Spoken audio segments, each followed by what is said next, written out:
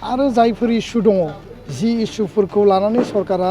जोंखौ मालाबा खस्थ' होनो नागिरो जि पलिसि नीतिफोरा जोंनि हेंथा जायो जि पलिसि नीतिया बर' हारिनि हेंथा जागोन जोङो एट एनि मोमेन्ट बिनि थाखाय सोमावसारनो आन्दलन खालामनो धरना होनो थाखाय जोंनियाव कुनु टाइमनि प्रयोजन गैया जों जिकुनु टाइमावनो जिकुनु बेबायदि एक्टिभिटिखौ लानो थाखाय जोङो we are always ready BTR गोरोबथानि समा बोसोरथाम बारलांबाय एकर्डनि दफाफोरखौ मावफुंगोन ना मावफुङा सरकारा रोखा खालाम फैगौ सावरायनायाव सरकारनि गासै पलिसिखौ मिथिना लाजोबगोन दिनै बेफोर गोख्रों बाथ्राखौ बुंदों मिरु एबसुनि आफादगिरि दिपेन बर'आ सनितपुर जिल्ला एबसुनि बानजायनायाव जिल्ला दखरा आरो दालाइसा एबसुनि बिबानगिरिफोरखौ लानानै जुथुमनाय मेलाव बाहागो लानानै बिथां दिपेन बर'आ बेबायदि बाथ्राखौ बुंथियो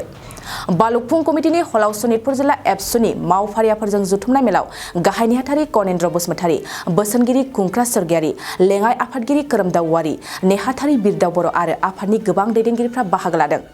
बे गोनां जुथुमनाय मेलाव जोबनायनि उनावनो मिरु एबसुनि आफादगिरि दिपेन बर'आ गोख्रोङै बुंबावदों बर' बिजोंनि फरायसालि फोरोंगिरि जेंनाखौ बोस्रांनायनि जेबो राहा लायाब्ला आरटी एक्टनि आन्दाराव सरकारनि हेंथायै कर्टनि हेफाजाब लागोन मिरु एबसुनि आफादगिरिया सनितपुर जिल्लानि गुबुन गुबुन जेंनाफोरनि सायाव बाथ्रा बुंबावदों बिटिआरनि सिमा जि सोसननाय जि कमिसन दङमोन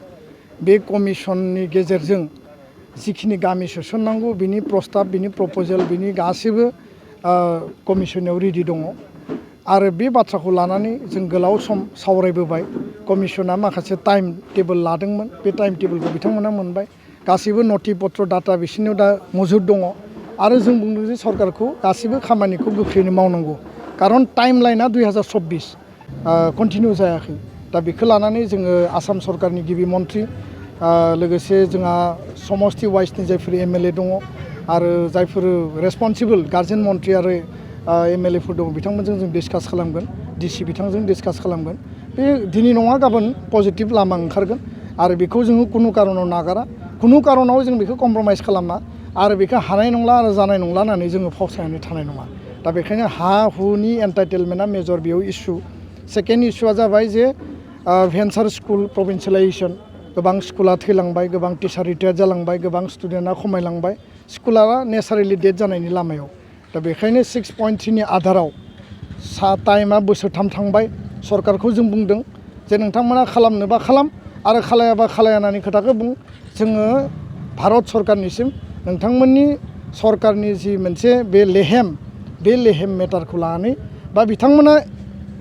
स्कुल प्रभिन्सियेलाइजेसनखौ जे लेहेम खालामनो बेखौ लानानै जों दिल्लीयाव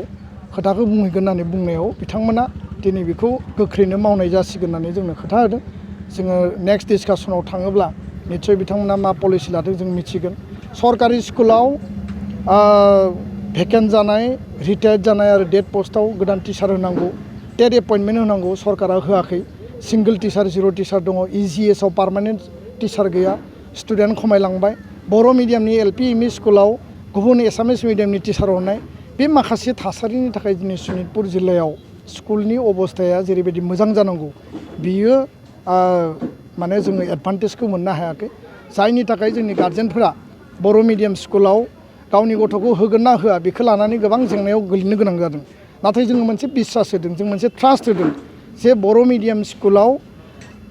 माने राष्ट्रीय शिक्षा नीतिनि आधाराव नेशनेल एजुकेशन पलिसिनि आधाराव मादार टां हम लेंगुवेज रिजनेल लेंगुवेजाव गावनि गथ'खौ क्लास 5 क्लास 8सिम फोरोंनो हायो जायफोरा मिडियाम गैया मिडियाम खालामनानै खिन्थु बर' मिडियामा 10सिम दंखायो दिनै 12सिम जागोन दा बेखायनो जोङो खावलायदों जे जोंनि बिमा राव जोंनि सोलोंथाइ आरो एनरलमेन्ट केम्पेइन खालामदों आरो टिचार होनायनि थाखाय जों सरकारखौ नारसिनदों सरकारा टिचार होनो थाखाय बाध्य आरो नङाबा आरटी एक्टनि आन्दाराव जों सरकारखौ आइननि भाबै जों कर्टआव काटगारायाव गसंनो थाखाय जोङो माने बाध्य जागोन आरो जायफोर इस्यु दङ जि इस्युफोरखौ लानानै सरकारा